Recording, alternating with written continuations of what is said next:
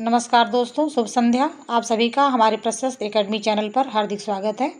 हमारे चैनल पर साहित्य की विभिन्न विधाओं का अभ्यास कराया जा रहा है, जिसमें हम आधुनिक काव्य, नाटक, एकांकी, कहानी, उपन्यास, आदिकाल, भक्तिकाल के प्रश्नों को हल कर रहे हैं और उन सभी के प्रैक्टिस सेट हमारे चैनल पे हैं। आप उन्हें देखकर लाभ उठा सकते हैं। शनिवार के दिन हम काव्य शास्त्र के प्रश्नों को हल करते हैं और रविवार के दिन व्याकरण के प्रश्नों को हल करते हैं। इन सभी के प्रैक्टिस सेट हमारे चैनल पे हैं, आप उन्हें देख सकते हैं और प्रैक्टिस सेट के द्वारा ही हम अपने पूरे कोर्स को कवर कर लेंगे। एग्ज़ाम अभी जो भी 2-3-4 महीने में है, तो सिलेबस हमारे कंप्लीट है, हमको प्रैक्टिस की ही ज़रूरत है। माधुर्य गुण के संबंध में कौन सा कथन सही नहीं है, पूछ रहा है। माधुर्य गुण, तो ये काव्य गुण के अंतर्गत माधुर्य गुण आता है, जिसमें माधुर्य गुण और ओज गुण और प्रसाद गुण, ये 3 गुण होते हैं। सर्वमान 3 गुण हैं काव्य गुणों में। अब यहाँ है कि इसमें संयुक्ताक्षर का प्रायः अभाव होता है, तो संयुक्ताक्षर का यहाँ अभाव होता है। जैसे श शब्द, श शब्द, ये शब्द इसमें नहीं होंगे। और समास का अभाव होता है, बड़े बड़े इसमें शब्द नहीं होते हैं। इसमें हृदय में द्रुत गत उत्पन्न होती है, सही है। तीनों ए बी सी सही है, जबकि इसमें ट वर्ग के व्यंजन नहीं होते। ट वर्ग में ट, ठ, ड, ढ और अण, या इसे हम कहेंगे कि कठोर वर्ण। अगर इस तरह से ऑप्शन में रहे कि कठोर वर्ण नहीं होते, तो कठोर वर्ण नहीं होते हैं। और इसमें पंचमाक्षर में कौन कौन से? अंगा, इया, ण, न, मा। ध्वनियों की जब आवृत्ति होती है, वर्णों की जब आवृत्ति होती है, तो इसका चारित्र्य जो है, इसकी सुंदरता जो है बढ़ जाती है। माधुर्य गुण का अगर उदाहरण हम देखना चाहें, देखें कंकन, किंकिन, कंकन किंकिन, नुपुर धुन सुन, नुपुर धुनि सुन, सुनि, कहत लखन सन, राम हृदय गुण।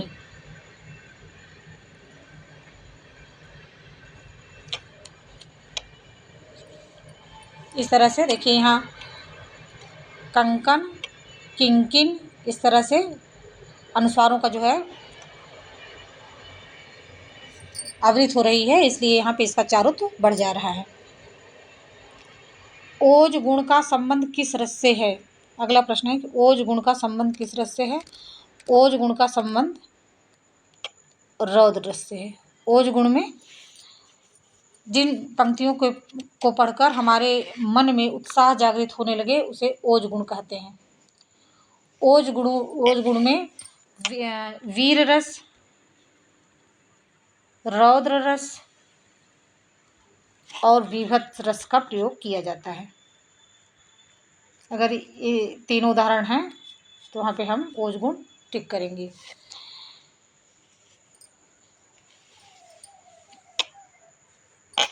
जैसे अगर हम इसका उदाहरण देखना चाहें, तो एक उदाहरण है, जयशंकर प्रसाद की लाइन है, प्रबुद्ध शुद्ध भारती, प्रबुद्ध शुद्ध भारती, स्वतंत्रता पुकारती, स्वतंत्रता पुकारती। ये पंक्ति बहुत इंपॉर्टेंट है और एग्जाम में ओज गुण के लिए पूछी जाती है। निम्नलिखित में कौन सा अर्थ दोष के अंतर्गत आता है? अर्थ दोष के अंतर्गत आता है। कष्टार्थ जो है, ये अर्थ दोष के अंतर्गत आता है, जबकि न्यून पदत्व दोष, अधिक पदत्व दोष और अप्रयुक्त दोष, ये सभी शब्द दोष के अंतर्गत आते हैं। शब्द दोष के अंतर्गत आते हैं। आगे के प्रैक्टिस सेट में बताया जाएगा कि अर्थ दोष कितने हैं और शब्द दोष कितने हैं। मम्मट के काव्य प्रयोजन में कौन सा शामिल नहीं है? कांता के समान उपदेश ये सम्मिलित है, यश प्राप्त ये भी सम्मिलित है, अमंगल का नाश ये भी सम्मिलित है, जबकि लोकातीत आनंद ये सम्मिलित नहीं है।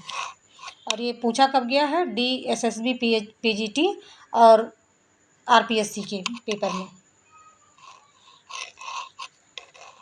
फिर अगला प्रश्न है, इनका अगर हम उदाहरण देखना चाहें, मम्मट की पंक्तियां देखना चाहें, तो उन्होंने कहा है, काव्य यशसे अर्थकृते व्यवहार विदेश शिवेत रक्षते सद्यः परिनिर्वित्य कांता संमितयोपदेश युजे।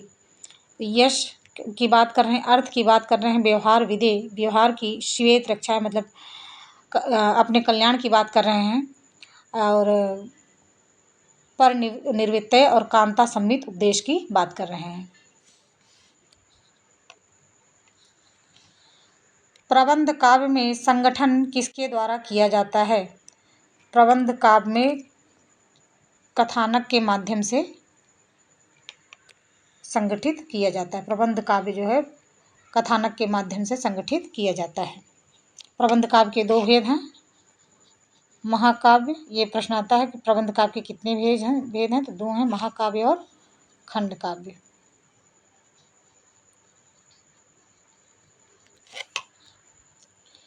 कविता प्रबल अनुभूतियों का सहज उद्रेक है, यह विचार किसका है? तो ये कहा है वर्ड्सवर्थ ने।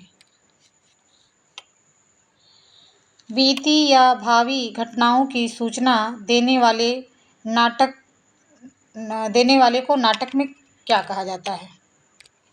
तो ये कहे जाते हैं विष्कंभक। विष्कंभक जो जैसे नाटक चल रहा होता है, तो जो घटनाएं बीत चुकी हैं कि और या जो घटनाएं होने वाली हैं, उसकी सूचना विष्कंभक देता है। सूत्रधार जो होता है, इसमें सूत्रधार दिया है, नाटक को प्रारंभ करता है और उसका अंत भी करता है, और जो घोषणा करते हैं उन्हें उद्घोषक कहा जाता है।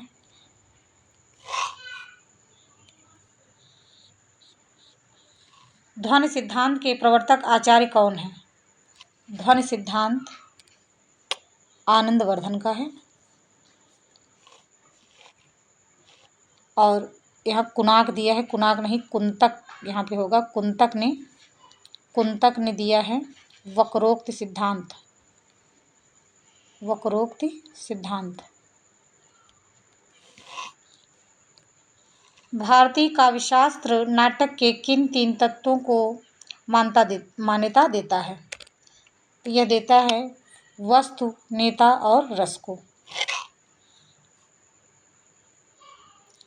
नाटक की समग्र सामग्री की सिद्धि किस साध्य के लिए की जाती है? तो कार्य के लिए। इसके 5 अवस्थाएं हैं, जैसे प्रयत्न, फलागम, नियताप्ति, प्रत्याशा और प्रारंभ। और ये जो है ये कथा संगठन या कार्यावस्था के भेद हैं। मैं तो गिरधर के घर जाऊं, गिरधर मारो साचो प्रीतम, देखत रूप लुभाऊं, इस पद में कौन सा काव्य गुण है? तो ये है माधुर्य गुण। ये देखिए यहाँ पे म्हारा, सांचो, इस तरह से ये जो मात्राएं लगी हुई हैं, इसके कारण चंद्रबिंदु जो लगी हुई हैं और अनुस्वार की जो मात्रा लगी हुई है, इसके कारण यहाँ पे कविता का चारुत्व बढ़ रहा है, इसलिए यहाँ पे माधुर्य गुण होगा। देरिदा लेखन को किसका स्रोत मानते हैं? तमाम सांस्कृतिक कर्म को। फिर है, निम्न में से कौन उत्तर आधुनिकतावादी चिंतक नहीं है? F.R. लीविस, फ्रांसुआ लित्योर, ब्रेंदुआ फ्रेडरिक और है फ्रेडरिक जेगेसन। तो यहाँ पे F.R. लीविस जो है वो आधुनिकतावादी चिंतक नहीं है। निम्न में कौन सी प्लेटो की रचना नहीं है? ये पेरिपोइतेकस रचना जो है ये प्लेटो की नहीं है, ये अरस्तु की रचना है। अरस्तु की रचना है। इसके अतिरिक्त रिपब्लिक, इयोन और पोलितेइया ये है प्लेटो की रचना। प्लेटो की रचना है। अरस्तु का काव्यलोचन ग्रंथ कौन सा है? तो ये है पेरिपोइतिकेस।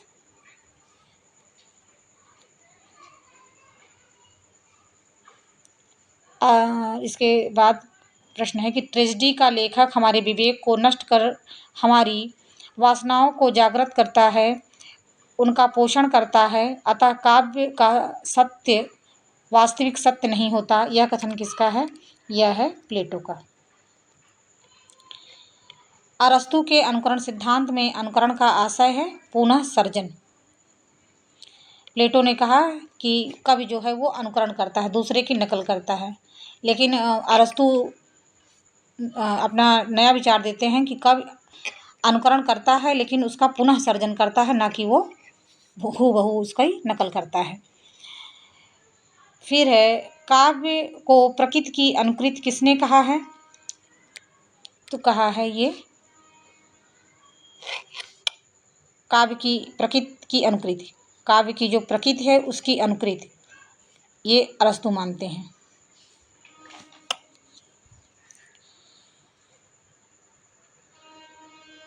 चित्रकार अथवा किसी अन्य कलाकार की ही तरह कवि भी अनुकरता है। यह कथन किसका है? तो यह है अरस्तु का कथन।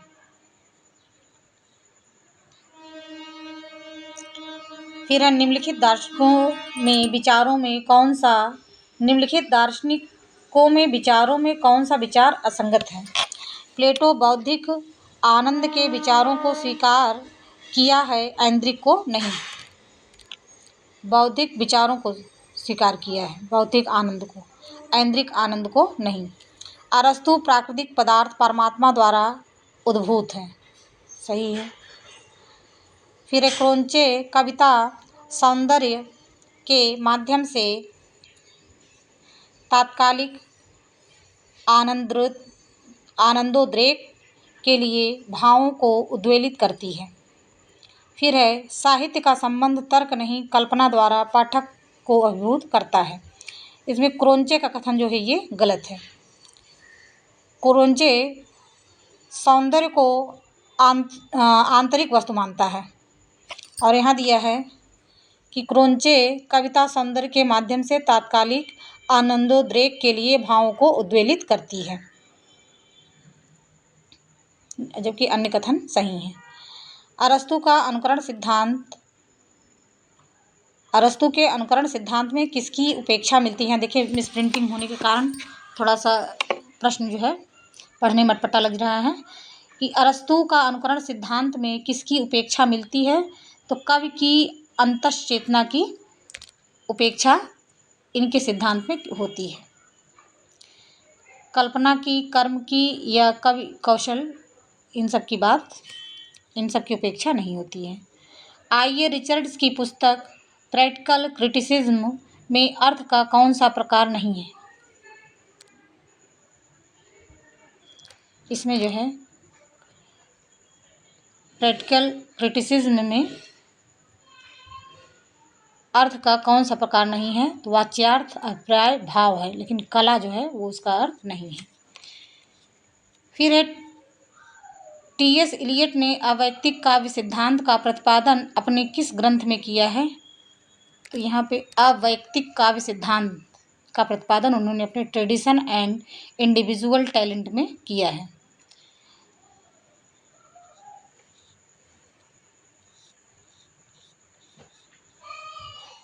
फिर अगला प्रश्न है टी.एस. इलियट ने काव्य में कवि व्यक्तित्व के स्थान पर स्थापित किया है परंपरा और इतिहास बोध को।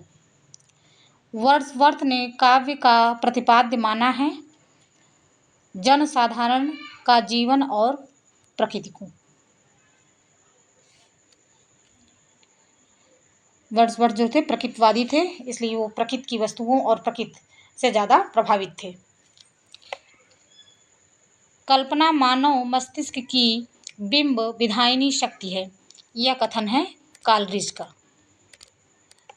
अगर प्रश्न हमको नहीं आ रहा है तो कॉलरिज का सिद्धांत है कल्पना का सिद्धांत। कल्पना का सिद्धांत, तो यहाँ पे हम उससे पकड़ सकते हैं कि कल्पना मानव मस्तिष्क का बिंब विधायिनी शक्ति है। इस तरह से यहाँ पे ये सही हो जाएगा। और काव्य श्रेष्ठ मनोरंजन है, ये इलियट कहते हैं। कला निर्माण में प्रतिभा को मूल कारण माना है क्रोंचे ने। और वर्ड्सवर्थ कहते हैं कि कविता प्रबल भावों का सहज उच्छलन है। ये तीनों ही बहुत महत्वपूर्ण हैं, क्रोंचे का मत और इलियट का मत और वर्ड्सवर्थ का मत।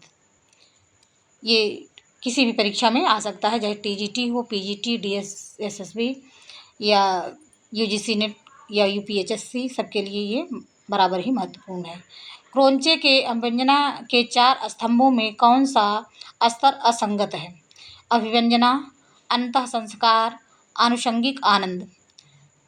तो यहाँ पे विचार ये असंगत है। इनमें अंतः संस्कार, अभिव्यंजना, आनुषंगिक आनंद, अभिव्यक्ति, क्रोंचे के अभिव्यंजनावाद के ये 4 स्तंभ हैं।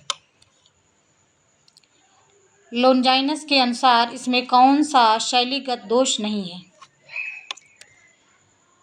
लोनजाइनस के अनुसार विपर्य जो है वो शैलीगत दोष नहीं है।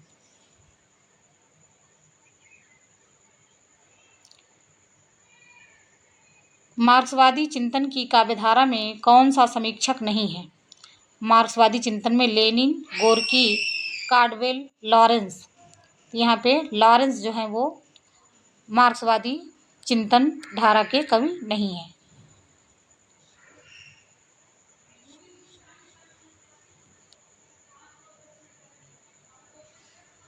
अब यहाँ देखना चाहें हम कि लेनिन, गोर्की, कार्डवेल ये सभी मार्क्सवादी चिंतन धारा के हैं। संरचनावाद का जनक किसे माना जाता है? सॉस्यूर को। और अरस्तु का सिद्धांत है विरेचन।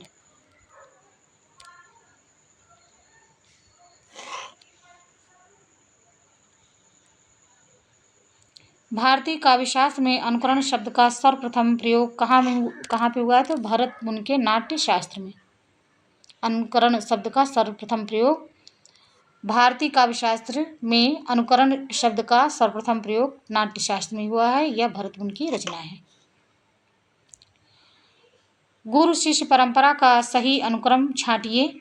प्लेटो, अरस्तु, सिकंदर, सिकंदर, प्लेटो, अरस्तु, प्लेटो, सिकंदर, अरस्तु, अरस्तु, प्लेटो, सिकंदर।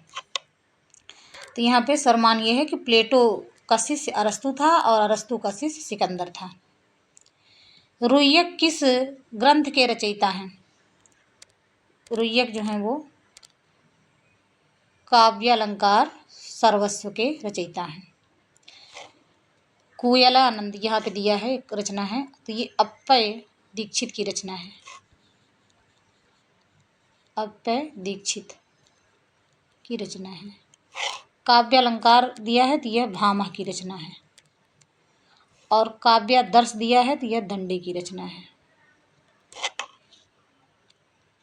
धन के त्रिविध प्रकार निम्न में से कौन है?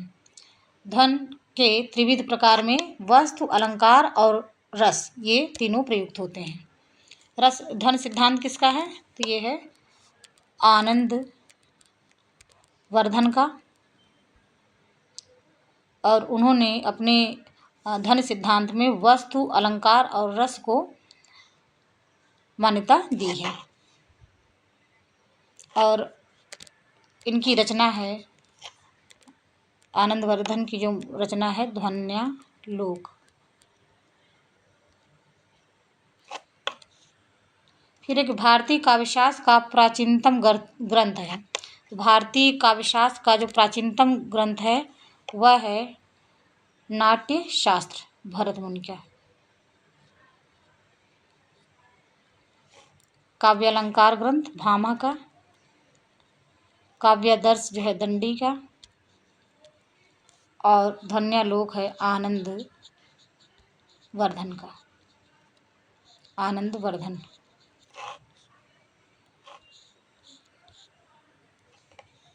इस तरह से इतने महत्वपूर्ण प्रश्नों को हमने हल किया। कल हम व्याकरण के प्रश्नों को हल करेंगे। चैनल के साथ बने रहिए और महत्वपूर्ण प्रश्नों पर हल कर प्रैक्टिस करके हम अपनी तैयारी करेंगे। बेहतरीन तैयारी के लिए चैनल को सब्सक्राइब करिए, लाइक एंड शेयर करिए। धन्यवाद।